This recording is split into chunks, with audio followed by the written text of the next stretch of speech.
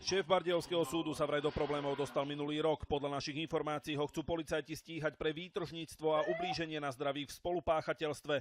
Podrobnosti zatiaľ známe nie sú, no faktom je, že na sklonku minulého roka začal v tejto veci konať generálny prokurátor. Generálny prokurátor podal v decembri minulého roka písomnú žiadosť o vydanie súhlasu na trestné stíhanie doktora Karola K.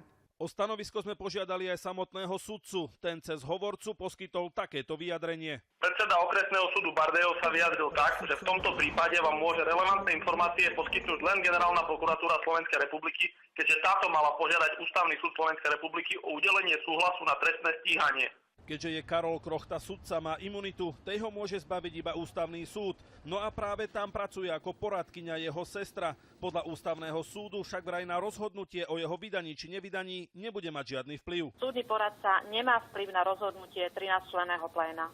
Karol Krochta a jeho sestra sa však v posledných dňoch objavili v médiách aj pre inú vec. Podľa denníka SME práve sestra na súde svojho brata vyhrala konkurs na sudkyňu. Celú záležitosť chce vraj preveriť minister spravodlivosti. To, či sudcu na trestné stíhanie vydajú, by mohlo byť známe už o mesiac. Ústavný súd sa touto vecou bude zaoberať 26. februára. Michal Hečko, televízia Markíza.